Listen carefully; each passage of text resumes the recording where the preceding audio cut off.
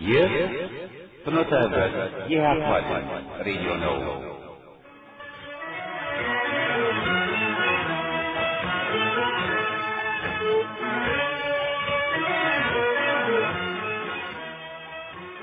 ፍኖተ ህብረት የኢህአፓ ድምፅ ሬዲዮ በ920 AM ዘወትር ቅዳሜ ከቀኑ 8 ሰዓት እስከ 9 ሰዓት የሚያስተላልፈውን ዝግጅት አሁን ይጀምራል። ዝግጅታችንን በስልክ ለምትከታተሉ ቁጥሩ 401 347 0175 በድጋሚ 401 347 0175 ዝግጅታችንን በኢንተርኔት መከታተል ለምትፈልጉ አድራሻው www.eprp.com መሆኑን እንገልጻለን።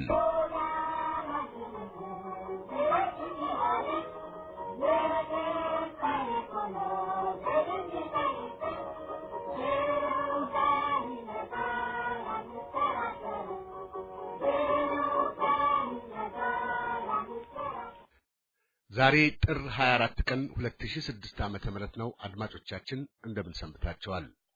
የዛሬው ዝግጅታችንን በዜና እንጀምራለን።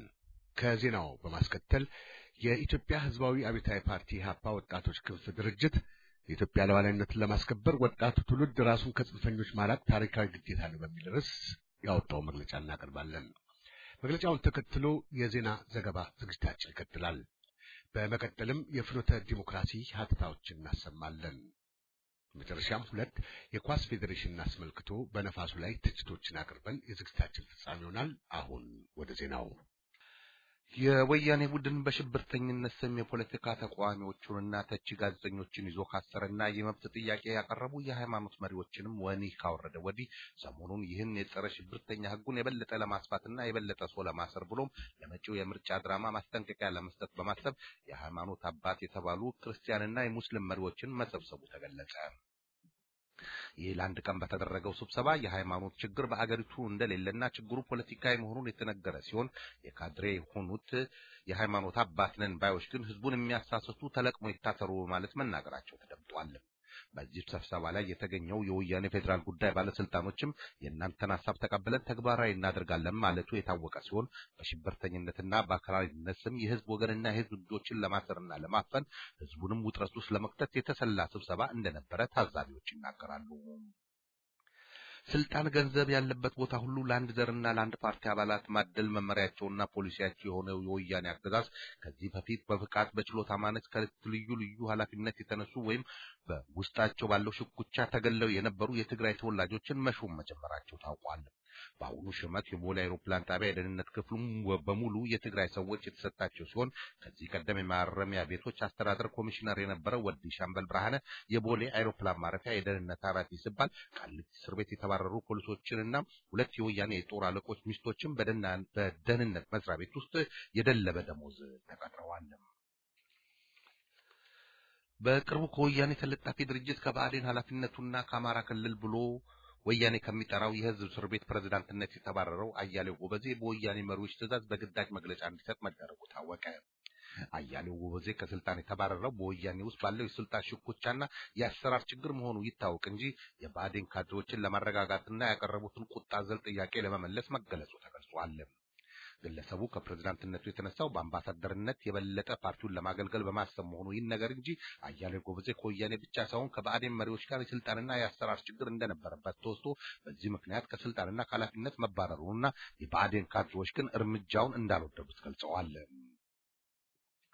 በሶማሊያ ያለው የወያኔ ጦር በድንገት በአፍሪካ ህብረት ሰላም አስከባሪ ኃይል ጋር ለመስራት መወሰኑ ዱብዳ የሆነባቸው የወያኔ ጦር አለቆች ሳሙራ ዩኑስን በጥያቄ ማጣረፋቸው ተገለጸ። የወያኔ ጦር አለቆችና መኮንኖች በጉዳዩ ላይ ሳንመክርበትና ሳንወያይ የተላለፈው ውሳኔ ነው ማለት ቅሬታቸውን የገለጹ ሲሆን ሳሙራ ዩኑስ የወያኔ ጦር የአፍሪካ ህብረትን ኃይል ከተቀላቀለ በኋላ ጉዳዩን ለውይይት ማቅረቡ እንዳላስደሰታቸውና ከተባበሩት መንግስታት ድርጅት የሚገኘውን የሰላም አስከባሪ ገንዘብ ለመሰብሰብ ሁሉም የጦር አለቃ በሶማሊያ ሰላም አስከባሪነት ላይ እጁን ማስገባት ይፈልግ እንደነበረ ተገልጿል።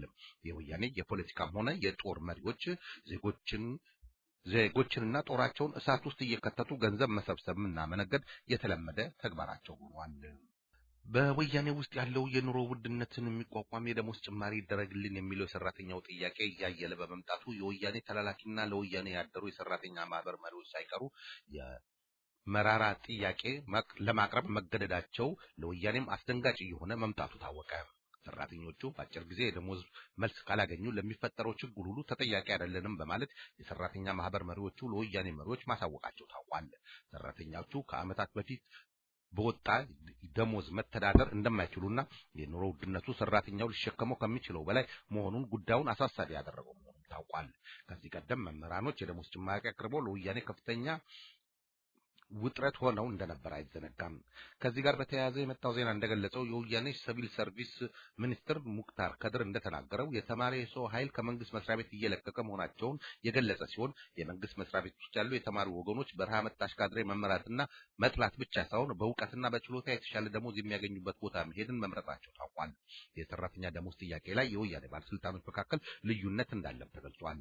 በሌላ በኩል ደግሞ CUCO የተባለው የካናዳ መንግስታዊ ያልሆነ የፈቃደኛ እና በጎ አድራጎት ድርጅት እንዳስታወቀው እንደ አውሮፓውያን አቆጣጠር ከ1990 እስከ 2006 ድረስ በኢትዮጵያ ውስጥ ከተማሩና ከሰለጠኑ 3700 ዶክተሮች 700 ብቻ ሀገር ውስጥ እንደቀሩና የተቀሩት በሙሉ ወደ አውሮፓና አሜሪካ፣ ካናዳ መሰደዳቸውን ዘግቧል። ለዶክተሮቹ መኮብለል የተሻለ ኑሮና ከፍተኛ ክፍያ ብቻ ሳይሆን በኢትዮጵያ ያለው ስር የሰደደ የዘር ፖለቲካና አምባገነን አገዛዝ ለዶክተሮቹ መጥፋት አይነተኛ ምክንያት መሆኑንም ዘግቧል። የአንድነት ፓርቲ ስራ አስፈጻሚ የአንዱዓለም አራጌና በጋዜጠኛ እስክንድር ነጋ ላይ ክስ የመሰረተው የወያኔ አቃቤ ሕግ ከሀገር መኮብለሉ ይነገራል። የወያኔ ቡድንና ስርዓቱን ከርቶ የኮበለለው የወያኔ አቃቤ ሕግ ሚስጥር ሊያወጣ ይችላል ተብሎ በወያኔ ቡድን ባለስልጣናት መካከል ድንጋጤንም የፈጠረ መሆኑ ታውቋል። ይህ አቃቤ ሕግ በአንዱዓለም አራጌና በጋዜጠኛ እስክንድር ነጋ ላይ የሽብርተኝነት ክስ የመሰረተ ሲሆን ከጊዜ ወደ ጊዜ በወያኔ ባለስልጣናት ትዕዛዝና ህገወጥ ክስና ምስረታ ጫና የተነሳ ከሀገር መኮብለሉን በቅርብ የሚያውቁ ሰዎች ይናገራሉ። ሌሎች አቃቤ ህጎችን በሚደርስባቸው የስራና ጫና በወያኔ ባለስልጣናት ፖለቲካዊ ትዕዛዝ የተነሳ ስራ ሊለቁ ይችላሉ የሚለው ግምት እየተጠናከረ ነው። ይህ በእንዲህ እንዳለም በአንዱዓለም አራጌ የይግባኝ ቀጠሮ በሬጅስትራርና በዳኞች መካከል አለመግባባት ባለመኖሩ ለጥር 16 ቀን 2006 የተሰጠው ቀጠሮ ወደ ጥር 30 ቀን 2006 ዓ.ም መዛወሩ ታውቋል። በወያኔ ፖለቲካ ፍርድ ቤት የሚሰሩ የወያኔ ካድሬ የሆኑ ሬጅስትራሮች የወያኔ አባል በመሆናቸው ብቻ ዳኞችን ጭምር እያመሱ ሲሆን ከዚህ ቀደም ዳኛ የተሳደበ የወያኔ ህወሓት እስር ቤት እንዲገባ ቢፈረድበትም በትዕዛዝ በይግባኝ ስም መለቀቁ ይታወቃል። የወያኔ የፍትህ ስርዓት ለወያኔ አባልና ለትግራይ ተወላጅ ተብሎ ተመሻሽቶ የተሰራ ሲሆን ሌላውን ግን እንደ ሁለተኛ ዜጋ የሚያይ መሆኑ ይታወቃል። በሌላ በኩል ደግሞ የኢፊዴን ምክትል ሊቀመንበር የነበረው በቀለ ገርባ ለእስር ጊዜውን ቢጨርስም ከእስር እንዳይፈታ ተከልክሏል። በቀለ ገርባ የወያኔ የፖለቲካ ፍርድ ቤት ከኦነግ ጋር በተያያዘ በሚል 8 ዓመት እስር ቢፈርድበትም በይግባኝ 5 ዓመት ተፈርዶበት 3 ዓመት በመታሰሩ በአመክሮ ባለፈው ሳምንት መፈታት ቢገባውም እስካሁን ድረስ እንዳልተፈታና ምናልባትም ወያኔ አመክሮውን ከልክሎት ሌላ 2 ዓመት ሊታሰር ይችላል የሚል ፍራቻም ተነስቷል። በአዲስ አበባ ውስጥ በመካሄድ ላይ ባለው የአፍሪካ ህብረት መሪዎች ስብሰባ የተነሳ የአዲስ አበባ ህዝብ ቁም ስቅሉን በማየት ላይ መሆኑ ተገለጸ። የወያኔ ቡድን ለአፍሪካ መሪዎች ደህንነትና ጥበቃ በማለት የደህንነት የስለላ ኃይሉን ሙሉ በሙሉ በአዲስ አበባ ውስጥ ያሰማራ ሲሆን የወያኔ ፌዴራል ፖሊስም ጥበቃውን ከአዲስ አበባ ፖሊስ ላይ በመረከብ በነዋሪው ላይ ማዋከብና ድብደባን እየፈጸሙ መሆናቸውም ታውቋል። አድማጮቻችን ለዛሬ ያዘጋጀነው ዜና በዚሁ አበቃ። ባሲምባቤ ቋራ የወደቀው ሻማ ሆኖ ለእኛ የገለጸው ያወርቃል ማትውልድ ያስረከበን በደም የታተመ ከልባችን ያደራ ቃላለን ያደራ ቃላለን ያደራ ቃላለን ያደራ ቃላለን በገጠር ከተማ የወደቀው ሻማ ሆኖ ለእኛ የገለጸው ያወጣል ማትውልድ ያስረከበን በደም የታተመ ከልባችን ያደራ ቃላለን ያደራ ቃላለን ያደራ ቃላለን። ከኢትዮጵያ ህዝባዊ አብዮታዊ ፓርቲ ኢህአፓ ወጣት ክንፍ ድርጅት ኢወክንድ የተሰጠ መግለጫ። የኢትዮጵያን ሉዓላዊነት ለማስከበር ወጣቱ ትውልድ ራሱን ከጽንፈኞች ማራቅ ታሪካዊ ግዴታው ነው። ከጠባቦችና የግንጠላ አራማጆች ጎራ እንደሚስተጋባው ከንቱ ታሪክ አገራችን ኢትዮጵያ በድንገት የዛሬ 100 ዓመት የተከሰተች ሳይሆን በብዙ ዘመናት የዜጎች መስዋዕትነት የተገነባች ሀገር ናት። ኢትዮጵያን ኢትዮጵያ ለማድረግ የብዙ ሚሊዮንና የአያሌ ትውልድ ኢትዮጵያውያን ሕይወት ተገብሮባታል። ይነስም ይብዛም ይጉላይ ደብዝዝ ሁሉም ሕዝብ ለዛች ሀገር ግንባታ አስተዋጽኦ አድርጓል። በሌሎች ሀገሮች ታሪክ እንደተከሰተ ሁሉ በኢትዮጵያም ታሪክ ጦርነት የሀገር ግንባታው ሂደት አካል ሆኖ ተገኝቷል። በሂደቱ ለጠፋው ሕይወትና ለደረሰው በደል የዛሬው ትውልድ ከቶም ተጠያቂ ሊሆን አይችልም ብሎ የኢህአፓ ወጣት ክንፍ ድርጅት ያምናል። የዘመናት በደልና ቁርሾን ዛሬ ሕይወት ሰጥቶ በማናፈስና በማመርቀዝ የሕዝብ ግንኙነትን አንድነትና ትስስርን ለማፍረስና ሕዝብን እርስ በርስ ለማናቆር መጣሩ የተሳሳተ ብቻ ሳይሆን ወንጀልም ነው። ለነገሩማ ዛሬ ሕፃን፣ ሽማግሌ፣ ሴት፣ ወንድ ሳይለዩ በጭፍን ጥላቻ የሚጨፈጭፉ የሚያርዱና ገደል የሚጥሉ ሁሉ ያለፈ ታሪክን ገድል በመጥቀስ ከወንጀላቸው ነፃ ሊሆኑ አይችሉም። ለሀገር አንድነትና ዲሞክራሲያዊ አስተዳደር የሚካሄደው ትግል ከግቡ እንዲደርስ ከተፈለገ ወጣቱ ትውልድ ጠባብ ብሔረተኝነትና ትምክተኝነትን የአንድ ሳንቲም ሁለት ገጽታዎች መሆናቸውን ተረድቶ መራቅና አንድነቱን ለመጠበቅ መታገል ግዴታው ነው። በአንድ ጽንፍ የሚታየው ጎጂ አቋም ኢትዮጵያንና ኢትዮጵያዊነትን ክዶ በመብት ሽፋን ግንጠላን እያራገበ በአሶሳ፣ በአረካ፣ በአርባ ጉጉ፣ በሎቄ፣ በአሰቦት፣ በበደኖ፣ በጋምቤላ፣ በቡርጂ፣ በቦራናና በጌዲዮ ወዘተ የተከሰቱ እልቂቶችን አስከትሏል። በዚህ ጎጠኛ ቡድንና በመሰሎቹ እየተራገበ ያለው የአንድነት የዘርና ሃይማኖት ጥላቻ እንዲሁም የክፍፍል እሳት ታሪክን እየካደ የእርስ በርስ ግጭት እያስፋፋ የአንድነትንና የአብሮነትን ሥራ መሰረት እየነቃቀለ ሕዝብን በብሔረሰብ በክልልና በሃይማኖት ደረጃ በልቶና ሸንሽኖ አሽመድምዶ ለማጥፋት የሚደረግ የጸረ አንድነት ሴራ ነው። ይህ የጸረ ኢትዮጵያ ጽንፈኛ አቋም መገንጠልና ማስገንጠል በሚለው ወያናዊ ተግባሩና መፈክሩ ይገለጣል። የሕዝብን ማንነትና የጋራ ታሪክ ይሰብራል። በኢትዮጵያነት ላይ ሳይታክት ይዘምታል። ዘረኝነትን እንደ ጸጋ ተላብሶ ለዲሞክራሲ አፋዊ ግብርን እየከፈለ ክፍፍልና ጥላቻን ያነግሳል። ሌላኛው ጽንፋዊ አቋም ደግሞ ራሱን እንደ የአንድነት አባወራ ሰይሞ በጥቅል መፈክር ተጨባጭ ሁኔታ እየካደ በህሊናውም በጆሮውም ላይ የተኛና ለውጥ ፈላጊውን የህብረተሰብ ክፍል እያወገዘ ህዝቡ ምን እንደሚያስፈልገው እኛ እናውቅለታለን በሚል የወያኔን የጥልቻ ፖለቲካ በመገልበጥ አንድን ህዝብ በጅምላ እያወገዘ ፈለኩት የሚለውን አንድነት ማጅራት ይመታል። በጎጠኞችና በጭቆኞች ላይ እንደ መዝመት ፋንታ ለጭቆና መፍትሄ የሚሹትንና መብት ይከበር ያሉትን ክፍሎች በምሬት ያወግዛል። ስለሆነም ሁለቱም ከፋፋይና ጎጅ ጽንፎች ናቸው።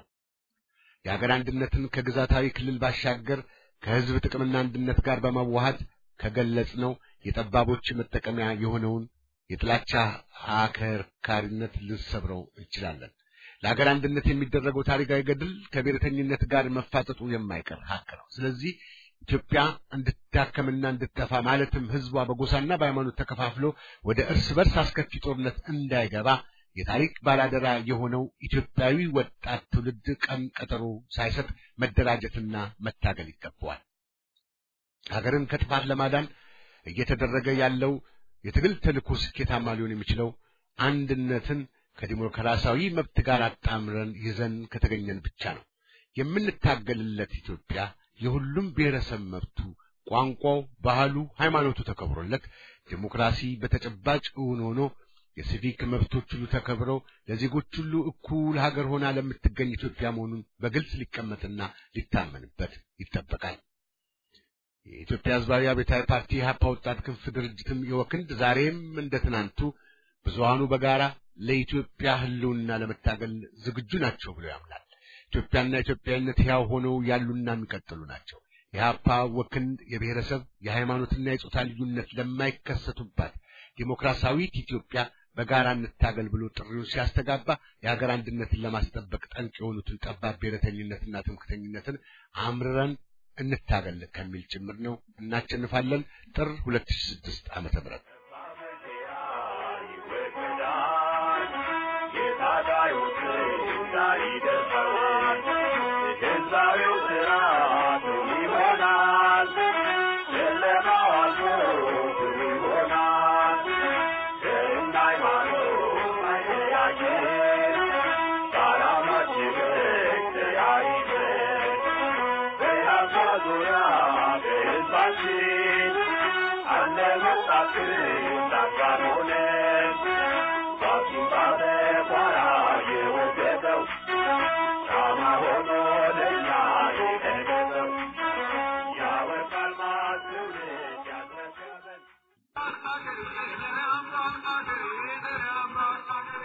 አትላንቲክን ተሻግሮ ትኩስና ጤናማ የሀበሻ ምግብ ማግኘት ደስ ሲል አቦል መልካም ምግብ ቤት መሀል ከተማ ሲልቨር ስፕሪንግ 8626 ኮልስቪል ላይ እንገኛለን። አቦል ከቤተሰብ ከልጆችና ከጓደኛው ጋር ከተፍ የአቦል መስተንግዶ ከፍቅረኛው ጋርማ እርሶ ይምጡ እንጂ መጎራረስ ነው። አቦል መልካም የሀበሻ ቡና በአክብሮት ፉት እያሉ ቢፈልጉ በሬስቶራንታችን ይስተናገዳሉ። እቤት ሰው ቀርቷል ካሉ ይዘውት በሄዱም ትኩስ ነው። አቦል መልካም እንደስሙ መልካም ነው። ክትፎ፣ ጎረድ፣ ጥብስና ፍርፍር የበጎጣችን ገበታው ሁሉ ሲጥም ሲልቨር ስፕሪንግ 8626 ኮለስቪል ላይ ፕሊስካም አቦል መልካም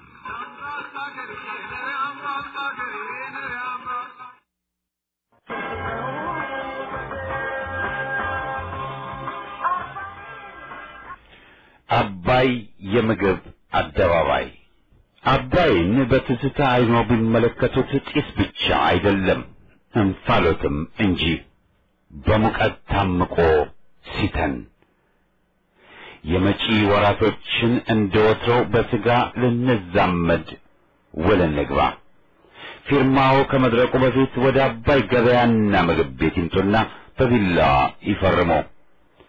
ምንጊዜም በረዶ ያልነካው ትኩስ የስጋ ዘር የሚያገኙት በአባይ ገበያና ምግብ ቤት ተብሎ የተነገረለት ለጤንነትም ታስቦ በጥንቃቄ የሚሰራ ምግብ በአባይ ገበያና ምግብ ቤት ብቻ ነው ተብሎ በዜና አውታር የተመሰከረለት በደንበኞች ጥያቄ የአሳ ዱለት እንደ 13ኛው ወር ተጨማሪ የምግብ አይነት ሆኖ ምንጊዜም በምግብ ቤታችን ይኖራል።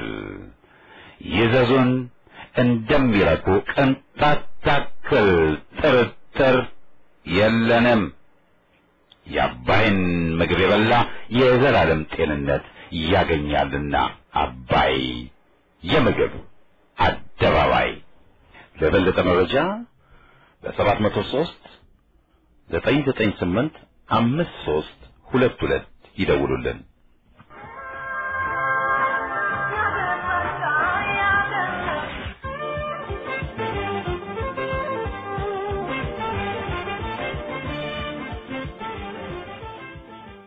በአጭር ጊዜ ውስጥ እና ተወዳጅነትን ያተረፈው የአብሲኒያ የኢትዮጵያ ሬስቶራንት በንጽህናና በባለሙያ የተዘጋጁ ጣፋጭ ጾምና የፍስክ ምግቦችን በጥራት ማቅረብ መቀጠሉን እየገለጸን የጋምቤላ ስፖርት ባርም ማንኛውም የስፖርት እንቅስቃሴን ማሳየቱን ከሰኞ እስከ ዓርብ ከ4 ፒኤም እስከ 8 ፒኤም የሃፒ አወር እንዳለው የመኪና ማቆሚያ ከሬስቶራንቱ ጀርባ እንደ ልብ መሆኑን እንገልጻለን።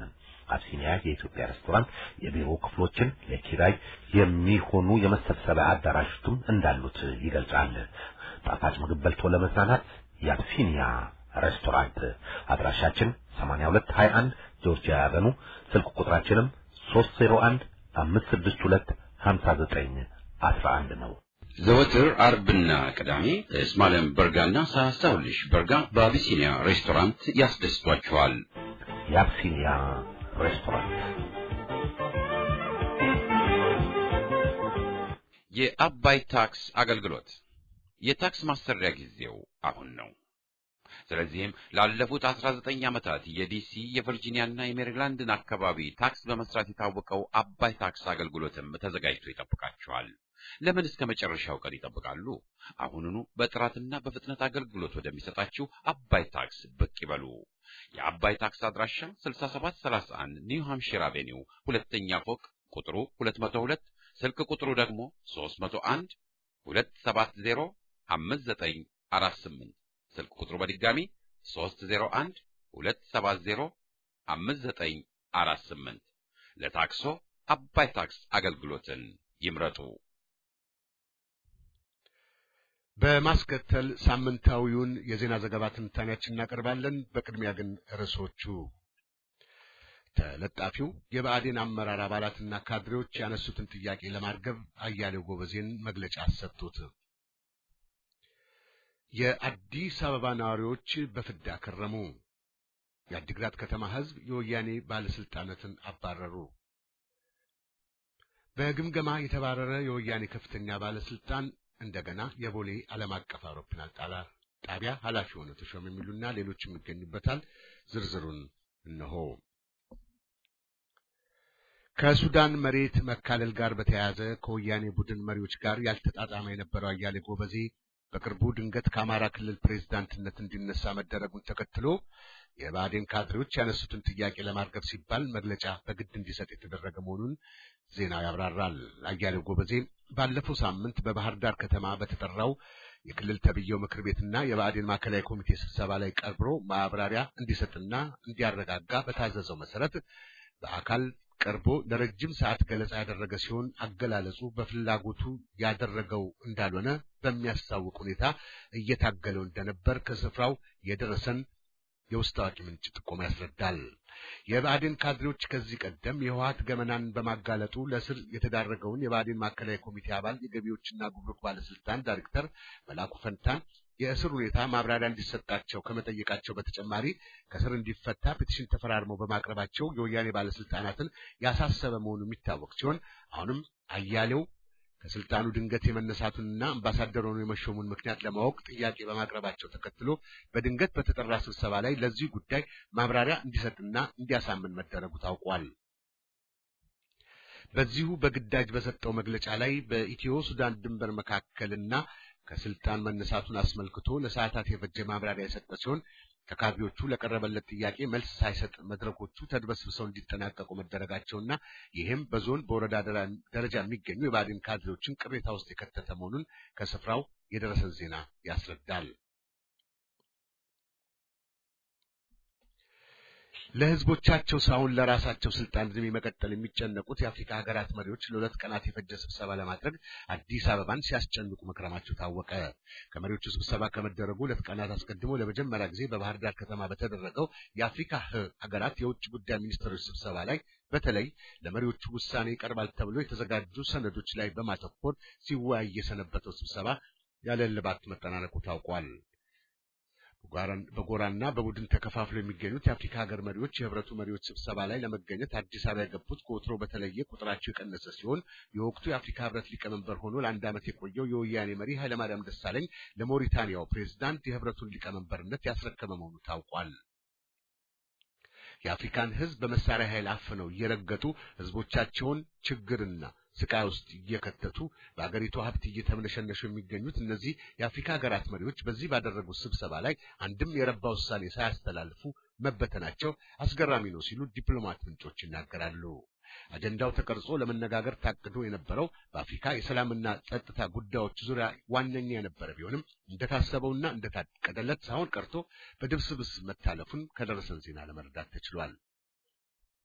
ለይስሙላ በደቡብ ሱዳን የእርስ በርስ ግጭት ላይ ሲነጋገሩ የሰነበቱት እነዚህ መሪዎች እርስ በርስ ባደረጉት ክፍፍል ገሚሱ ለአማጺው፣ ሌሎች ደግሞ ለመንግስቱ ተከፋፍለው አንድ ወጥ አቋም ይዘው ሳይወጡ ቀርተዋል። በቅርቡ የእርስ በርስ የጀመረው በአንድ ወር ጊዜ ውስጥ በሺዎች የሚቆጠሩ ዜጎቻቸውን ስለገደሉት የደቡብ ሱዳን ተፋላሚዎች ስለተሰደዱት በሚሊዮን የሚቆጠሩ ዜጎች ጉዳይ ሳያንገበግባቸውና ሳያስጨንቃቸው ዜጎቻቸውን በጅምላ እንደ እንስሳ ያስጨረሱት መሪዎች ወንጀለኞች ሳይሆኑ ጻድቃን ናቸው ብሎ ሲመክሩ መሰንበታቸው አሳፋሪም አሳዛኝ ሲሉ ዲፕሎማት ምንጮች ተናግረዋል።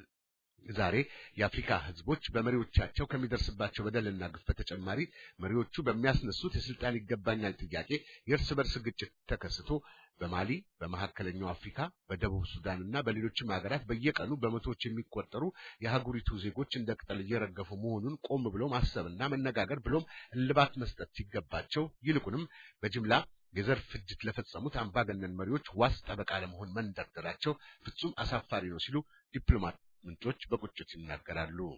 አፍሪካ ከረሃብና ከድህነት ያልተላቀቀች የተፈጥሮ ሀብቷን በአምባገነን መሪዎቿ እየተመዘበረች የምትገኝ መሪዎቹም በሙስና የተጨማለቁ መሆናቸው እየታወቀ አንዱ መሪ የአንዱን ገበና ላለማጋለጥ ሲሉ እርስ በርስ እየተወዳደሱ ብቻ በከፍተኛ ገንዘብ ወጪ የተደረገበትን ስብሰባ እንዳልባሌ ሲያሳልፉ ማስተዋል የተለመደ እንደሆነ እነዚሁ የዲፕሎማት ምንጮች ይናገራሉ።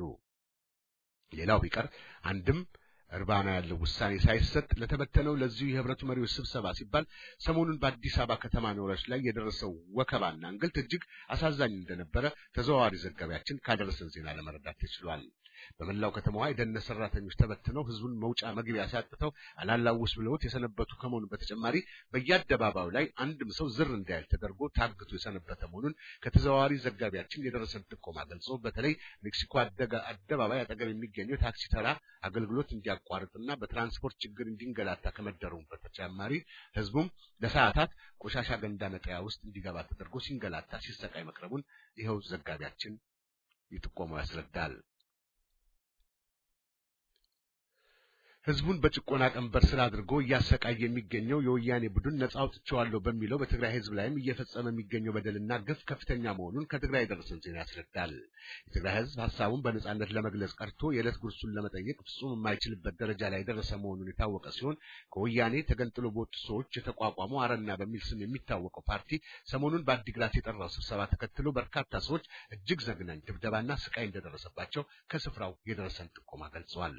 ስብሰባውም የወያኔ ቱባ ባለስልጣናትና አፍለኛ ቀበሌ ካድሮች በወሰዱት እርምጃ ሊሰረዝ እንደቻለ ከስፍራው የደረሰን ዜና ያስረዳል። አረና መጪውን ምርጫ አስመልክቶ ከወዲሁ ቅስቀሳ ለማድረግና በአሁኑ ወቅት በአገሪቱ ስላለው ተጨባጭ ሁኔታ ከህዝቡ ጋር ለመነጋገር ለመወያየት በአዲግራት ስብሰባ ቢጠራም የወያኔ ቱባ ባለስልጣናትና አፍለኛ ቀበሌ ካድሮች በወሰዱት እርምጃ ስብሰባው የተዘረዘ ከመሆኑ በተጨማሪ በፓርቲው አመራሮች ላይ ከባድ ድብደባ የተፈጸመባቸው መሆኑን ለሰዓታትም ታግተው እንደነበረ ዜናው ያስረዳል።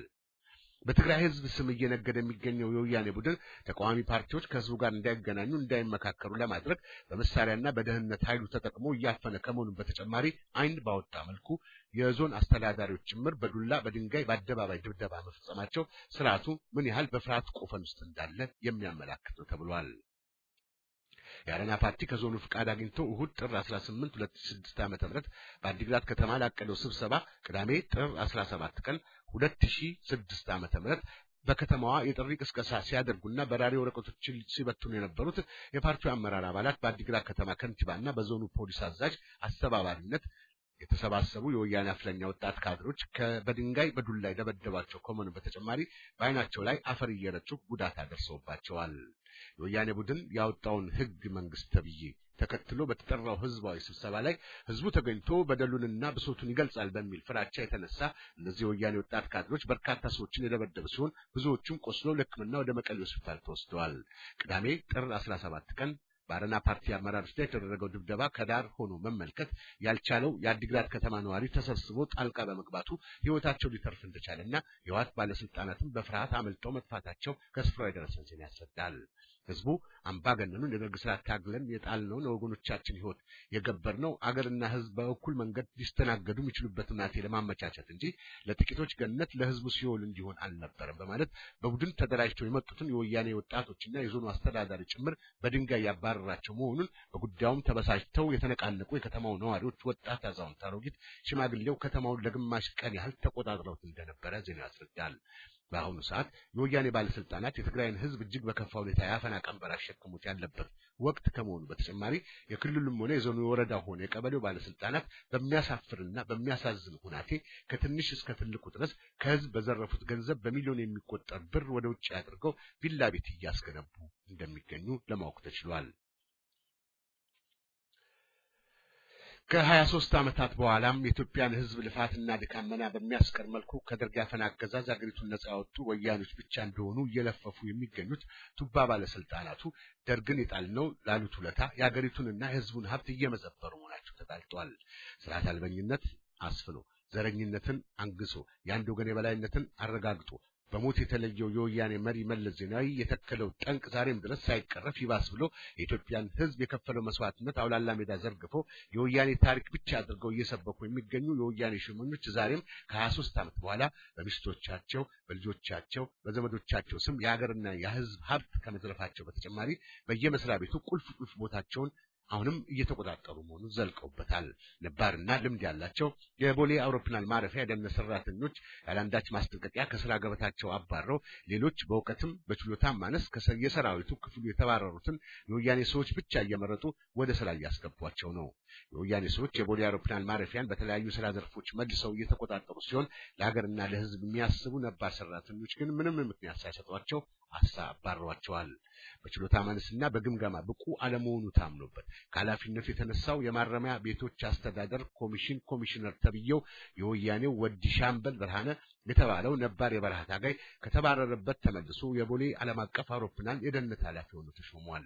የው ግለሰብ በቅርቡ የደህንነት ክፍል ኃላፊ ሆኖ የተሾመ ሲሆን ነባር ሰራተኞችን ያለ አንዳች ምክንያት አባሮ ከቃሊቲ እስር ቤትና ከፌዴራል ፖሊስ በሰነ ምግባር የተባረሩ የወያኔ ታጋይ ፖሊሶችን እየመረጠ በደለበ ደሞዝ ወደ ቦሌ ዓለም አቀፍ አውሮፕላን ማረፊያ የደህንነት ክፍል እያስገባቸው መሆኑን የውስጥ አዋቂ ዜኖች ይናገራሉ። በስነ ምግባርና በሙስና ተገምግመው የተባረሩ የሰራዊቱ አባሎችን እየመረጠ ወደ ስራ ያስገባቸው ከመሆኑ ባሻገር የወያኔ ባለስልጣናት ሚስቶችና ዘመዶች በደብዳቤ ቀጥታ ወደ ቦሌ ዓለም አቀፍ አውሮፕላን ማረፊያ ቁልፍ ቦታ እንዲገቡ መደረጉም ታውቋል። ሰሞኑን በደረሰን ዜና መሰረት ሁለት የወያኔ ጄኔራል መኮንኖች ሚስቶቻቸውን እና ዘመዶቻቸውን በቦሌ አውሮፕላን ማረፊያና ሲቪል አቪዬሽን መስሪያ ቤት ውስጥ እንዲቀጠሩ ተደርጎ በደለበ ደሞዝ ቁልፍ ቦታ እንዲረከቡ ተደርጓል። የአገሪቱ ወጣቶች ከዩኒቨርሲቲ በተለያዩ ሙያ ተመርቀው ስራ አጥ ሆነው ለጎዳና ተዳዳሪነት ተዳርገው ባሉበት በዚህ ጊዜ ደርግን የጣልነው እኛ ብቻ ሳይሆን ስልጣኑ እስከ ወዲያኛው ብቻችን ይገባናል በሚል ዕውቀትና ችሎታ የሌላቸው ሰዎች በየቦታው የተሰገሰቡ ከመሆኑ ባሻገር ጀነራል ተብዬዎችን ጨምሮ ሌሎች ባለስልጣናት በአምቻ ጋብቻ እግሪቱን ወሳኝ ቁልፍ ቦታዎች መቆጣጠራቸው እንደተለመደ አሳዛኝና አሳፋሪ ሲሉ ብዙዎቹ ይናገራሉ። የወያኔ ዘረኛ ቡድን የደህንነት ተቋሙን በአንድ ወገን ብቻ እንዲያዝ ከማድረጉን ባሻገር የብሔራዊ ባንክና የኢትዮጵያ ንግድ ባንክን ጨምሮ ሌሎች ቁልፍ የአገሪቱን መስሪያ ቤቶች በወያኔ ሰዎች ብቻ እንዲመሩ ማድረጉን ከዚህ ቀደም በተደጋጋሚ መገለጹ አይዘነጋም። እኛም ለዛሬ ያለን ዜና ዘገባ በዚሁ ተጠናቀቀ።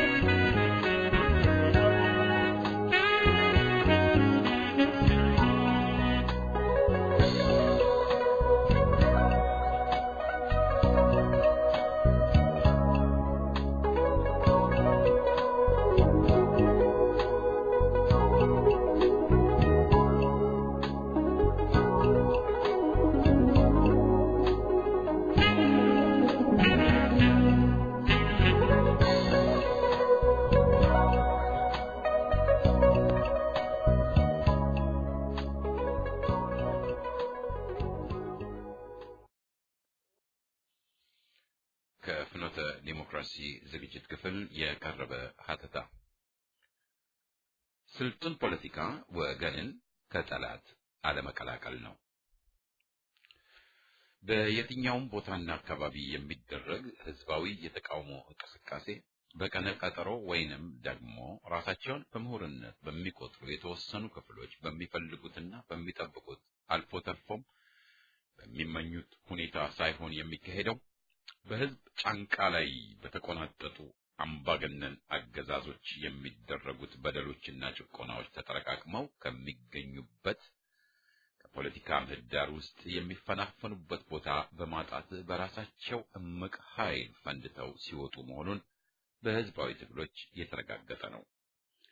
በመሆኑም አገር ወዳድና ለህዝብ ቀናኢ የሆኑ ኃይሎች ሁሉ ይህንን ሁኔታ ከግንዛቤ በማስገባት ህዝብ ነጻነቱን እንዲጎናጸፍ ያለመታከት ተከታታይነት ያላቸው የቅስቀሳ ተግባር ማካሄድ ብሔራዊ ግዴታቸው ብቻ ሳይሆን ከነጻነት ፈላጊ ጭቁን ሕዝብ ጋር በቃል ኪዳን የሚተሳሰሩበት ማተባቸው ጭምር ነው። ሕዝብን እየቀሰቀሱ መታገል፣ እየታገሉ መደራጀት፣ እየተደራጁ መጠናከር፣ እየተጠናከሩ በትግሉ ሂደት ግንባር ቀደም በመሆን ለትግሉ አቅጣጫና መሪነት መስጠት፣ በተለይም ደግሞ በሕዝብ አስተያየት ላይ ምንጊዜም የበላይነት ለማግኘት ሳያሰልሱ ጥረት ማድረግ የዘወትር ተግባራቸው ሆኖ ይከሰታል።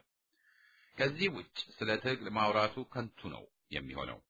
የምናወራው ዴሞክራሲያዊ ስርዓት ለመመስረት የሚደረግ ህዝባዊ ትግል እስከሆነ ድረስና ትግል በህዝቡ ተሳትፎና በእነሱ የሚደገፍ እንቅስቃሴ የሚል ትርጉም ያለው ከሆነ ህዝብ የትግሉን ፍሬ እንዳይቀማ ደግሞ የተለያዩ ድርጅታዊ ነጻነታቸውን አክብረውና አስከብረው የሚንቀሳቀሱ መንግስታዊ ያልሆኑ ህዝባዊ ድርጅቶች እንዲመሰረቱ፣ የተመሰረቱ ካሉም እንዲጠናከሩ በማድረግ በትግሉ ሂደት ተካፋይ እንዲሆኑ መቀስቀስም ወሳኝ ነው።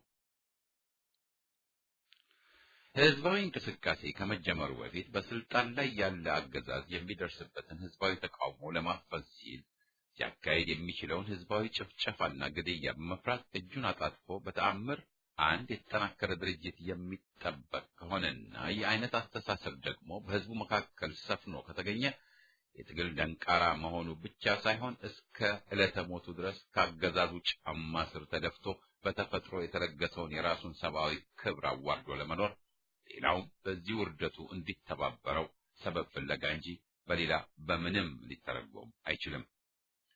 ከፈጣሪው የተለገሰውን ህሊናውን ሳይቀር የገደለ ነውና ከዚህ ሐሞት ገዳይ ከሆነ አስተሳሰብ መራቅ የግዴታ ይሆናል።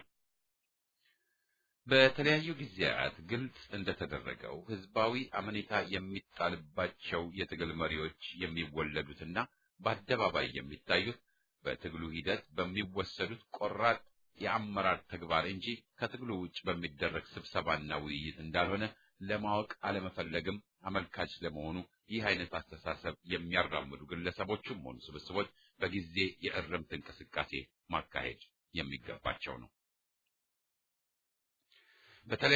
በተለይም ከጥቂት ዓመታት በፊት ጀምሮ ያለውና አሁንም ሞቅ ቀዝቀዝ እያለ በመካሄድ ላይ የሚገኘው በሰሜን አፍሪካ በተለይም ደግሞ በቱኒዚያና በግብጽ እየተደረጉ ካሉ እንቅስቃሴዎች እየተሰጡ ካሉ ተመክሮች ውስጥ አንዱ ይኸው እንደሆነ ለመገንዘብ አያዳግትም። የራሱን ኃላፊነት ለሌላ አሳልፎ የሚሰጥ የኋላ ኋላ የትግሉን ፍሬ ሊነጠቅ የሚችል መሆኑንም የሚያመለክት ነው። ከስልጣኑ እንዲወገድ የማር ጣት የተቀሰረበትና የሚቀሰርበት እንደ ወያኔ የመሰለ አገዛዝ በመሳሪያ ኃይል የያዘውን ስልጣን ላለማጣት ሲል ሁሌም ህዝብን መስዋዕት ማስከፈሉ የማይቀር ነው። የመስዋዕቱ መቀነስና መብዛት የሚወሰነው በትግሉ ቁርጠኝነት እንጂ በፍላጎት የሚወሰን ጨርሶውኑ ሊሆን አይችልም። ስለሆነም አላስፈላጊ ግፍጫን በማስወገድ ተመጣጣኝ ኃይል በትግሉ ሂደት እያደራጁ ያገዛዙን የስለላ የጸጥታና የታጠቀ ኃይሎቹን በስልት ከፋፍሎ ወደ ህዝብ እንዲቀላቀሉና በህዝባዊ እንቅስቃሴው ስርና እዝ እንዲሆኑ ማድረግ በጣም ወሳኝ ነው። ይህንን ስኬታማ ለማድረግ የማይንቀሳቀስ ኃይል የኋላ ኋላ ሰልፉ ከህዝቡ ጎን ሳይሆን እታገለዋለሁ ከሚለው አገዛዙ ጫማ ስር መሆኑ የማይቀር ነው። ጣሊያን አገራችን ኢትዮጵያን በጦር ኃይል ለመውረርና በፋሽስታዊ ቅኝ አገዛዝ ስር ለማድረግ በመጣበት ወቅት የያ ትውልድ አባላት በአርአያነት የሚመለከቷቸውና ከጀግኖቻችን የገድል ታሪካቸው እንደምንረዳው በትግል ሂደት እየተደራጁ የጠላትን ጦር ድባቅ መጥተው የሚከፈለውን መስዋዕት እየከፈሉ የአገራችንን ነጻነት አስከበሩልን እንጂ ጠላት ከፍተኛ የጦር መሳሪያ የታጠቀና የተደራጀ የጦር ኃይል ያለው ጉልበተኛ ኃይለኛ ነው ብለው ፈርተውት የሚያደራጃቸው ተአምራዊ ኃይል እስኪመጣ አልጠበቁም። እነ አብርሃም ደሞጭ በአዲስ አበባ አብዲሳ አጋ በሮም የፈጸሙት ታሪካዊ ጀግንነት በምሳሌነት የሚጠቀሱ ናቸው።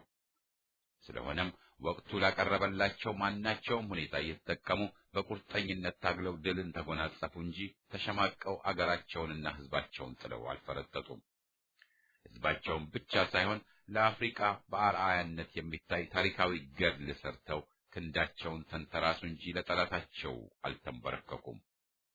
የእነሱ ወራሽ የሆነው የአሁኑ ትውልድ ይህንን ክቡር ዓላማ ደሙን በማፍሰስ አጥንቱን በመከስከስ እየተንከባከበ የራሱን አሻራ በወቅቱ ሁኔታ ለማሳረፍ ይታገላል እንጂ ሕልም ተፈርቶ ሳይተኛ አይታደርም እንዲሉ ከፍተኛ መስዋዕት ይከፈላል ተብሎ ከትግሉ ሜዳ ለመሸሽ የተለያዩ ምክንያቶች ለመዘርዘር አይቃጣውም። ለራሱ ገድል አርአያ ሊሆን ይጥራል እንጂ ዛሬም አድዋን እንስራ፣ የካቲትን እንድገም ይላል እንጂ አንድን ዓላማ ለማሟላት ከልቡ ያቀደ ካሰበው ይደርሳል። ወደ ቅርቡ ታሪካችንም ስንሄድ በ1997 ዓ.ም በተደረገው የህዝብ ምርጫ ድምጽ በመስረቅ በስልጣን ላይ ለመቆየት የተደረገውን የወያኔ የድምጽ ስርቆት እርምጃን በመቃወም በተደረጉ እንቅስቃሴዎች በተለይም የሙት ከተማ አድማን እንዴት እንዲከሽፍ እንደተደረገና ማን ደግሞ የኋላ ኋላ ከወያኔ ጫማ ስር እንደተነጠፈ እንቅስቃሴያችን ላይም ያስከተለውን ጉዳት የቅርብ ጊዜ ትዝታችንና በቁጭትም የምናስታውሰው ነው። ይህ አይነት ክስተት እንደገና እንዲደገም ህዝባችንም ሆነ ማንኛውም አገር ወዳድ ኃይል የሚመኘው ከቶ ሊሆን አይችልም። ስለሆነም ወሳኙ እርምጃ ጠላትና ወዳጅን በሚገባ ለይቶ የራስ ጉያንም አጥርቶ በጽናት መታገልን የሚጠይቅ ነው። ተወደደም ተጠላም ጊዜው ይርዘምም ይጠርም የወያኔን አገዛዝ ከነስርዓቱ ለመጣል የባዕዳን ተመክሮ ግልባጭ ሳይሆን ውጤታማ ሊሆኑና ሊያስገኙ በሚችሉ ተከታታይነት ባላቸው በራሱ በሚፈጠሩ ታክቲኮች እየተጠቀመ በራሱና የራሱን ታሪካዊ ገድል ሰርቶ ድልን ተቀናጅቶ ማለፉ የማይቀር ነው። ይህ እንዲሳካ ደግሞ የተቻለንን ከማድረግ ወደ ኋላ የምንል እንዳልሆነ ደግሞ ያለፈ ታሪካችን የሚያመለክተው ነውና ምስክር ወይንም ደግሞ መረጃ አቅርቡ ብሎ ሊሟገተን የሚችል አንድም ኃይል እንደሌለ የሚታወቅ ነው። ወያኔ የስልጣን ጥሙን ለማርካት ከፋፋይ ድርጊቱን ይበልጥ ከተግባር ለማዋልና ዘረኛና የአምባገነን አገዛዝ ዕድሜውን ለማስረዘም ሲል ይጠቅሙኛል የሚላቸውን ውሸቶች ሁሉ ከመንዛት ይቀናቀኑኛል የሚላቸውን ዜጎች ሕይወት ከማጥፋት ድርጅታቸውን ከማክሰም ወደ ኋላ እንደማይል በተግባር ላለፉት 22 ዓመታት ያረጋገጠ መሰሪ ቡድን ነው። ስለሆነም በድርጊቶቹ ከህዝቡ ተነጥሎ ብቻውን የቆመ በመላ ኢትዮጵያ ብቻ ሳይሆን ደጀኔ አገሬ ከሚለው ከትግራይ ህዝብ ሳይቀርም ምንም አይነት ህዝባዊ መሰረት የሌለው ቡድን ነው። በመሆኑም አዲስ አበባና በአንዳንድ ትላልቅ ከተሞቻችን እየተነገቡ ያሉ ግንቦችን እያጣቀሱ ሁለት አሃዝ ያለው የኢኮኖሚ እድገት በተከታታይ ተገኝቷል በሚል ምንም አይነት ህዝባዊ አመጽ በኢትዮጵያ አይደረግም በማለት በብቸኝነት በሚቆጣጠሩት የመገናኛ ተቋሞች የሚደረጉ ሰበካዎች በመካከላቸው የሰፈነውን ድንጋጤ ከማሳየቱ በስተቀር መሰረተ ቢስ ለመሆኑ እምብዛም ትንታኔ የሚያሻው አይደለም።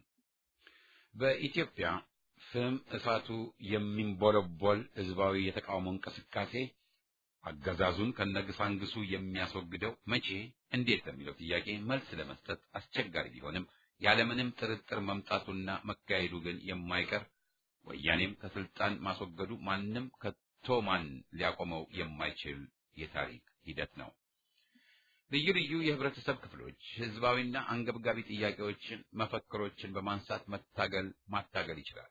ስራ አጥነት በተለይም የወጣቱ ይወገድ፣ የደሞዝ ጭማሪና የተሻለ የሥራ ሁኔታ ይፈጠር፣ ፍትህ ይስፈን፣ የግፍ እስራትና ግድያ ይቆም፣ ሁሉም የፖለቲካ እስረኞች ይፈቱ፣ የህዝብ ሀብት ወደ ባዕድ አገር አይጓዝ፣ ለመሬታችን ለባዕዳን አይቸብቸቡ፣ መንግስታዊ ያልሆኑ ህዝባዊ ድርጅቶች ነጻነት ይጠበቅ፣ የኑሮ ውድነትና የዋጋ ግሽበት መፍትሄ ይፈለግላቸው፣ ህዝቡን እያሰቃየና እያራቆተ የሚገኘው ሙስና ይወገድ፣ ዘረኝነት ይጥፋ፣ ሰብአዊና ዴሞክራሲያዊ መብቶች ይከበሩ፣ በሃይማኖት ተቋማት ጣልቃ መግባት ይቁም፣ ከሃዲነት፣ ጠባብነት፣ ስግብግብነት፣ አፍራሽነት ይወገዱ፣ ጸረ ኢትዮጵያዊነት ዘመቻ ይወገድ፣ የሀገር ዳር ድንበርና ሉዓላዊነት ይከበር፣ ብሔራዊ ክብራችን አይደፈር፣ የህዝባችን ታሪክ አይፋለስ ወዘተ በሚሉ በሌሎችም ወቅታዊ በሆኑ የተለያዩ መፈክሮች ስር አሁንም ሰፊ ቅስቀሳና የተቃውሞ ሰልፎች ማዘጋጀትና ማቀነባበር ይቻላል። በይፋ የሚካሄደውን ትግል በህቡ ተደራጅተው ባሉት አማካይነት ሰፊ መሰረት ያለው እንቅስቃሴ ማድረግ መደገፍና ማገዝ የሚቻል ነው። እነዚህን ተቃውሞዎች ለማፈን አጋዚ ሆነ ሌላ የስለላና የፍትህ ተቋሞቹ አማካይነት ሊወስድ የሚችላቸው እርምጃዎች ከሌሎች ህዝባዊ እንቅስቃሴዎች ተመክሮ እንደሚያሳዩት የወያኔ አገዛዝ ራሱን ይበልጥ የሚያጋልጡና የህዝቡን ትግል ይበልጥ የሚያፋፍሙ መሆናቸው የማይቀር ነው። ይህንንም እንዳመጣጡ መቋቋም የማይቀር ግዴታ ነው። አንድ ህዝብ ለሰብአዊ መብቱና ለሀገሩ ካልታገለ መብቱንም አገሩንም ማጣቱ ብቻ ሳይሆን ሰብአዊ ክብሩንም የሚረገጥበት ለመሆኑ በተደጋጋሚ የተነገረ። የወያኔ አገዛዝን ለማስወገድ ትግል አስፈላጊ መሆኑ ከጥያቄ የማይገባ ከሆነ የወያኔን አገዛዝ የሚያስወግድ ቆራጥና በጽናት ላይ የተመሰረተ ትግል ሳይካሄድ የሚገኝ መብት የለም። ይህ ህዝባዊ ትግል ስኬታማ እንዳይሆን በተለያዩ ደረጃዎች በግልጽም ሆነ በስውር የሚደረጉ አፍራሽ ቅስቀሳዎችን እንዳመጣጣቸው መቋቋም ደግሞ የትግሉ አልፋና ኦሜጋ ለመሆኑ ግልጽ ነው። ለዚህም ነው ሊበስል የተዘጋጀ እንቅስቃሴን ተመልሶ ጥሬ እንዲሆን የሚደረግ ጥረትን አጥብቀን የምንቃወመው። መቆም ይኖርበታልም ብለን አጥብቀን የምንጠይቀው። የውርደት ኑሮ ከመኖር የክብር ሞት በበኩላችን የሚመረጥ ነው። ህዝባችን በጭቆና ስር ብቻ ሳይሆን በአገር በቀል ጨቋኞችም ሆነ በባዕዳን እየተበዘበዘ በቀየው በአገሩ በከፋ ድህነት እና ስቃይ መኖር በቃኝ ለማለት እየተንቀሳቀሰ ይገኛል። ፍላጎቱንና ምኞቱን በጥሞና አስተውሎ ድምፁንም ሰምቶ ተግባራዊ ማድረግ የወቅቱ የአገር ወዳዱ ግዳጅ ነው። በተግባርም ከጎኑ መቆምም አገራዊ ኃላፊነትን መወጣት ነው። የውርደት ወይንስ የክብር ኑሮ? በበኩላችን ምርጫችን ግልጽ ነው፣ የክብር። ይህንን ለመጎናጸፍ በተግባር በትግል ሜዳው የሚጋራን ካለ የድላችን ጊዜ ሩቅ አይሆንም። የትግል ጥሪ ቅስቀሳውን በተግባር ለማጀብ ቁርጠኝነት ይንገስ። ወዳጅና ጠላትን በሚገባ እንለይ። ስለሆነም ስልጡን ፖለቲካ ወገንን ከጠላት አለመቀላቀል ነው። ጨለማን በብርሃን እንጂ በጨለማ ማስወገድ እንደማይቻል ሁሉ ጠላትንም በትግል ማስወገድ ግዴታ ነው። በአገራችን አነጋገር ሲሰሩት እንጂ ሳይሰሩማ መልካም ተግባር የለም ይባል የለ። በአገራችን የወደፊት ዕጣ ፈንታ ተካፋይ የማይሆን ዝምተኛና ጨዋ ሳይሆን ምግባረ ቢስ ዜጋ ተብሎ መነቀፉ የማይቀር መሆኑንም አይረሳ።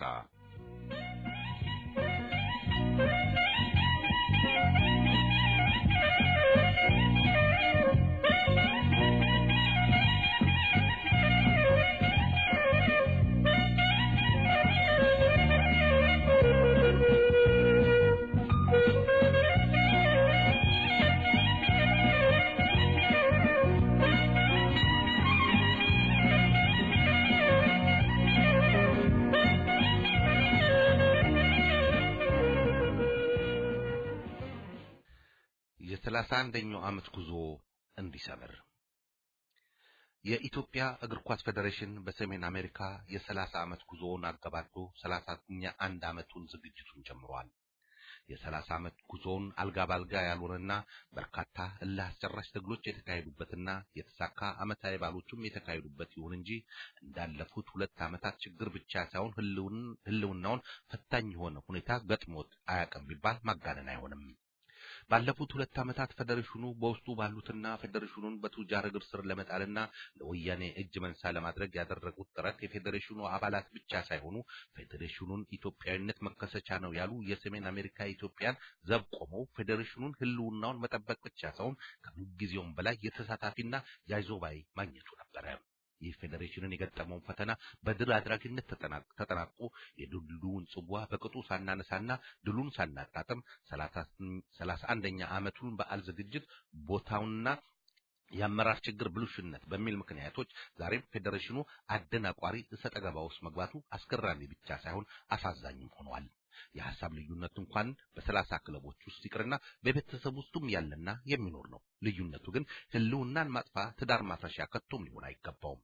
ፌዴሬሽኑ ዛሬም ወቅትና ጊዜን ጠብቀው ሊያጠቁት የሚፈልጉ ቡድኖችንና ግለሰቦችን መኖራቸውን ተገንዝቦ ያለበትን ችግር በውይይት ለመፍታት ዛሬ ነገ ሳይል መጀመር አለበት። በተለይም ፌዴሬሽኑ አመራሮች በሆደ ሰፊነት በሩቅ የሚታየውን የፌዴሬሽኑ ግብና ራዕይን በማየት የፌዴሬሽኑን ህልውና አደጋ ላይ እስካልጣለ ድረስ በሰከነ ልቦና መምራት ይጠበቅባቸዋል። እስካሁን ያሳዩትን ውጤታማነትም ለማስጠበቅም አይነተኛው መንገድ መወያየት እና መደማመጥ ብቻ መሆኑን መገንዘብ ይኖርባቸዋል። በፌዴሬሽኑ አመራር ላይ በ31ኛው ዓመት ዝግጅት ላይ የተቋሙ ድምጻቸውን የሚያሰሙ ወገኖችም ድምጻቸውን በፌዴሬሽኑ የቦርድ ስብሰባ ላይ በማቅረብ ያም ካልሆነ ራሳቸው ጭምር የመረጧቸውን አመራሮችን በማነጋገር እልባት በመስጠት ዋነኛ ዓላማቸው ሊሆን ይገባል። የራስን ዓላማና ፍላጎት መከተል ብቻ ሳይሆን የብዙሃንን ድምጽ ማክበርና ማክበርም የሚያስከብር እንጂ የሚያሳንስ አይሆንም።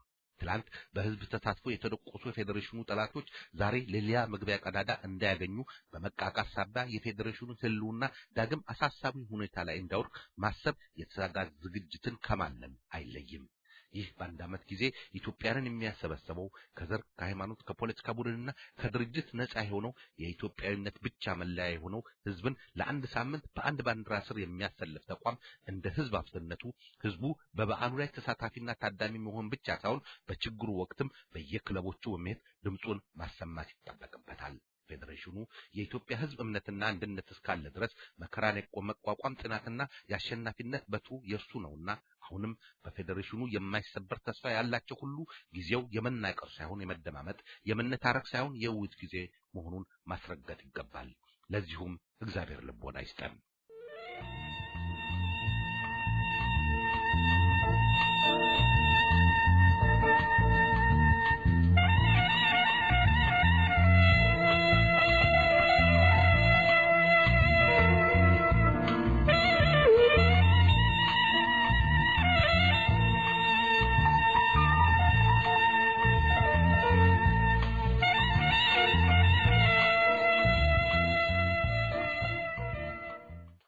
በነጻ ጋዜጠኛ ስም ከውሮ ማነስ ውሮን ማንም ያውቃታል። ውርዬ በእኛ ሀገር የድመት ማቆላመጫ ስሟ ነው። ታዲያ ውሮ ትንሿ የቤት እንስሳ ቀበኛ አይጥን አሳዳጅነቷ እንዳለ ሆኖ አንድ የምትደነቅበት ነገር ቢኖር ገበናዋን በመሸፈን ነው። ምንም ቢወጥራት ችላው ከቤቷ ጋር ወጥታ ከተጸዳዳች በኋላ ነው ነውሯን ሌላ እንዳያባት አፈር ቆፍራ የምትቀብረው። እግዚአብሔር ከድመት ያሳንሰን አሜን ይላሉ ጸሐፊው። ለዛሬው አጭር ትችት ውሮን ያነሳንበት ምክንያት አለን። መቼስ እንደሚታወቀው ባሳለፍነው 22 ወያናዊ ጨለማ አሳፋሪ ዘመናችን በነጻ ጋዜጣ በነጻ ሬዲዮ ስም ያልተፈጠረ ያልከሰመ ያልተንገዳገደ ያጎበደደም ጭምር በርካታዎች ታዝበናል። በእርግጥ አንድ ሀገር በጠላት እጅ ሲወድቅ ሁሉም በሙያው ተሰልፎ ሀገሩን ከጠላት ህዝቡን ከባርነት ለመታደግ መስዋዕትነት ይከፍላል። በጦርነት ላይም እንዲሁ ሐኪም ሲጣጣ ገበሬው ሐኪም ይሆናል። አዋጊው ሲሸሽም ተራው ወታደር ኃላፊነቱን ተሸክሞ የነጻነት ትግሉን ይቀጥላል። እንደዚሁም ባለሙያ ጋዜጠኛ በጠፋበትም ጋዜጠኛ ያልሆነውም እጁን አጣጥፎ አይቀመጥም። በድፍረት ሬዲዮ ከፍቶ የወገኑን ብሶት ያስተጋባል። ባለሙያ ጋዜጠኛ ሆኖ ደግሞ ሙያውን ለወገን መጥቀሙን ትቶ ለአምባገነን ይቀጠርና ቀስቱን ህዝብ ላይ ወድሮ የህዝብ ትግልን ይጎዳል። ይሄን ሁሉ አስተውለናል። በቀጥታ ለወያኔ የተቀጠሩትን የዲሲ ጋዜጠኞችን ወደ ጎን ትተን የህዝብ ወገን ተብለው ሲጨበጨብላቸው መናገሪያ ግራማፎኑን የሚለቁት ላይ ለዛሬ እናተኩራለን። በእርግጥም እንደሚታወቀው ሰፊው የኢትዮጵያ ህዝብን የልምድ አዋላጆችን ስናስታውስ ዘመናዊ ሕክምና ለመሄድ ያልቻሉ አብዛኛው እናቶቻችን ነፍሰ ጡራን ከበው በምጧ ወቅት ማርያም ማርያም እያሉ ከሚያጅቡ የሰፈር እናቶች እንዳሉ ሆኖ ግን የልምድ አዋላጇ በእግዚአብሔር እርዳታ ተጨምሮ ነው ብዙዎቻችን ተወልደናል። እንዲሁም ሀገርን በአምባገነን በምጥ ይዛ ስትሰቃይ ብሶቷን ለማስተጋባት የልምድ ጋዜጠኛ እንዳለም ይታወቃል። አንዳንዶች ለህዝባዊ ዓላማ፣ አንዳንዱ ለድሮ መደጎሚያ እያደረገ እንዳላለን። ታዲያ አንዳንዱ ቅጥረኛ በሰው ድርጅት ሆን ብሎ ሳንካ በመፈለግ ሲያተራምስ አፍጣጭ ገልማጭ በሌለበት ነው 20 ዓመታትን አሳልፈናል። አንዳንዱ ደግሞ ለህዝብ ለሆኑ ለህዝባዊ ለሆኑ የፖለቲካ ድርጅቶች ሁለንተናዊ ደጋፊ በመምሰል ጭስ ባየበት አጋፋሪ በመሆን የድርጅቶችን ገበና አደባባይ በማሰጣት ልክ ያለቀለት አስመስሎ በተደጋጋሚ ሲያሰሙ የከረሙም አልጠፉም። በተደጋጋሚ ለነዚህ አይነቶቹ ሰለባ የሚሆነው የብዙ መስዋዕት ቤት የሆነው ኢህአፓ ነው። አንድ ሁለት በመጥቀም አሊያም በመኩረፍ ዘለል ሲልም በብዙሃን ውሳኔ ባለመገዛት ከኢህአፓ ሲወጡ ቀለብ ያደረጋቸውና አየሩን ከፍቶ የራሱ ፍላጎት በመንደርደር ያቀርብና እንዳውኮ ኢህአፓ የሁላችን ነው ከየቤታችን ወገን ተሰውቶበታል እንደው በሶስት መከፈሉ አንገብግቦይ ነው ወዘተ ይቀላምድና ልክ ኢህአፓ ለ30 የተበተነ በማስመሰል ራሱ ዞሮበት አድማጩ ሲያዞር የሚውል በተደጋጋሚ የተስተዋል አልጠፋም። ታዲያ እግር ሄዶ ምን ጉድጓድ ይገባል ይባላልና ባለፈው ሳምንት የሰማነው ኃላፊነት የጎደለውን ማራገቢያ ቅስቀሳም እንተቻለን። መብት ከተባለ ወደ ቁም ነገሩ እንሂድ። ወያኔ የተባለ የባዕድ ቅጥረኛ ዘረኛም ባገነን የስልጣኑን ለመቀጠል ህዝብን መከፋፈል ዋና ዓላማው አርጎት ነው 22 ዓመት ከነቆሻሻው ተዘብዝቦብናል። በእርግጥ በቅርቡ እንደምናረግፈው የታወቀ ቢሆንም በቤተ ክርስቲያን መግባት መክፈል፣ ሲኖዶስ ማፍረስ፣ ሌላ ሲኖዶስ መመስረት፣ በመስጊድ መግባት መቀማት፣ ህገወጥ ወያኔ መጅሊስ መመስረት ወዘተ ተግባሩን አድርጎ ምስጋና ይስጠው የኢትዮጵያ ህዝብ ይህን ሁሉ ተቋቁሞት ይኖራል። በዚሁ በሰሜን አሜሪካም የህዝብ አምባሳደር የሆነውን የ31 ዓመት ጎልማሳ የኳስ የባህል ፌዴሬሽንም ወያኔ ባላሙዲ መንፈስ አድርጎ ፌዴሬሽኑን ለመቀማት ባደረገው ትንቅንቅ ፌዴሬሽናችን ተርፎ በነጻነት እየተካሄደ ይገኛል። የህዝብ አሸናፊነትን ዳላስ ላይ ተካሄደ። ህዝብ መከፋፈል እንደማይፈልግ 40 ሺህ ሆኖ ባለፈው ዓመት ሜሪላንድ ስቴዲዮም ኢትዮጵያን አከበራት። የናላሙዲና ወያኔ ፌዴሬሽን አንድ የሚባለው ደርቆ ቀረ። ካቻምና ቆሰለ፣ አምና ሞተ። ዘንድሮ በርግጥ የዚህ ርኩስ መንፈስ ቀብሩ ይፈጸማል። ታሪኩ ባጭሩ ይሄው ነው። ታዲያ ለነጻነታችን የታገሉ ጋዜጠኞች፣ ስፖርተኞች፣ የተመረጡ የፌዴሬሽን አመራሮች እንዲሁም በ100 ዲግሪ ሙቀት አርኤፍኬ ስቴዲዮም ፊት ለፊት ያላሙዲን ቅጥረኞች በሰላማዊ ሰልፍ ለታገሉ የታስክ ፎርስን በሙሉ ሊመሰገኑ ይገባል። በርግጥ የፌዴሬሽኖች አመራሮች 31 ቡድኖች ህዝቡ በሙሉ የዘንድሮን ዓመታዊ በዓል እዚሁ ዲሲ ወይም ቨርጂኒያ አምና በተደረገበት ሜሪላንድ እንዲሆን ይፈልጋል። በሁለት ምክንያቶች ነው። አንደኛ ያላሙዲን ፌዴሬሽን የቀብር ስነ ስርዓት ለማክበር፣ ሁለት ፌዴሬሽናችን ጥሩ በጀት እንዲሆን ነው። ይህ ቀና ሐሳብን ሁሉም ይደግፈዋል። ከዛ በተረፈ ግን ፍላጎትና ውሳኔ ለየቅል ናቸው። የፌዴሬሽኑ ኃላፊነት ያላቸው እንደ ህጋቸው መጠን እንዳቀማቸው ጥንካሬ ስፖርቱን የሚካሄድበትን ቦታ የመወሰን መብት አላቸው። በእኛ ግምት ሁሉም ኢትዮጵያውያን ናቸው። ታዲያ ጥቂት የሐሳብ ልዩነት ሲነሳ የሚጠበቅም ነው። በቤታችን ቆልፈው ተነጋግረው ወደ ስምምነት ለመድረስ በቂ ችሎታ ያላቸው ይመስልናል። ዛሬም ነገም የምንጠብቀው ነው። እዚህ አካባቢ መደረግ ካልተቻለ ሳኖዜም ሲያትልም ዳላስም እንደ ህጉ ቢደረግ እዛም ያለው ኢትዮጵያዊ ነው። ደግሞም ያለም መጨረሻ አይደለም። እንደ ዱብዳ አየር ላይ ተወጥቶ ለወያኔ መገልፈጫ ለመሆን መቸኮል ደግደጋ ሐወራባ ጌስ ዋቅኒኔ ይላል ሶማሌ። ችኩል ጅብ ቀንድ ይነክሳል እንደሚባለው ባለፈው ሳምንት በሬዲዮ የተመታው የክፍፍል አታሞ አሳዘነን እንጂ ከከፋፋው ጋዜጠኛ ከተመታው አታሞን ተከትለን እስክስ እንዳላልን ስንገልጽ በትህትና ነው። ማንም ኃላፊነት ያለበት የኮሚኒቲ መሪ ለህዝብ የማሳወቅ መብት ግዴታም እንዳለበት ሳይንስ ነው። ግን በጋዜጠኛው መንፈስ ግን በረከትና ስብሐት ነጋን በመታዋረድ አይነት የገዛ ትላንት ሆይ ያለነትን የፌዴሬሽን መሪዎችን ለቃለ ምልልስ ተጠርቶ ሳያማክሩ 9 የተለየ ሐሳብ ያላቸውን ኢትዮጵያኖች እንደ ዱብዳ ሆልደን ብሎ ማሰማት ተራ ለግልና ማስኮፈሻ ታክቲክ ካልሆነ በቀር ለህዝብ የሚጠቅም ሆኖ አላገኘነውም። ለነገሩ ፕሬዝዳንቱ ኮራ ብሎ ሳይደናገጥ በትዕግስት አሸነፈ እንጂ አንዳንዶቻችን በንዴት ስልኩን ዘግተን እንሄድ ነበር። ዘግቶ ቢሄድ ኖሮ ይህ አምባገነን ፈርቶ ሸሸ ለማለት ይሆን እንጃ። በማጠቃለያ አሁንም በድጋሚ የዘንድሮ ኳስ እዚህ ቢሆን ደስተኞች ነን። ካልሆነ ግን ለራሳችን ጥቅምና ዝና ስንል አናራግበው። ተጫዋቹም ቦርዱም ስራ አስኪያጁም ህዝቡም የትልቅና አስተዋይ ኢትዮጵያ ስለሆነ በውስጥ የምንጨርሰውን አደባባይ በማውጣት ገበና በማሰማት ከወሮ አንነስ እንላለን። ጋዜጠኛ ለተባለውም በህዝብ እርዳታ የሚንቀሳቀሱ ናቸውና ዝም ብለን ገንዘብ ብቻ መርዳት ሳይሆን ወቀሳና ሐዲስ ስንስትም ትችት ሊነገር ይገባል።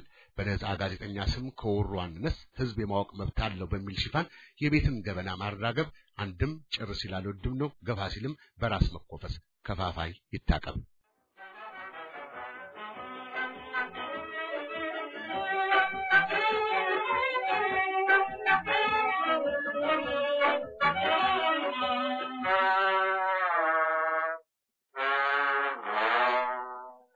አሻም ያማታቤ አሻም ያደመጦ አሻም ያማታቤ አሻም ያደመጦ አሻም ያንቺ አሻም ያኩለቶ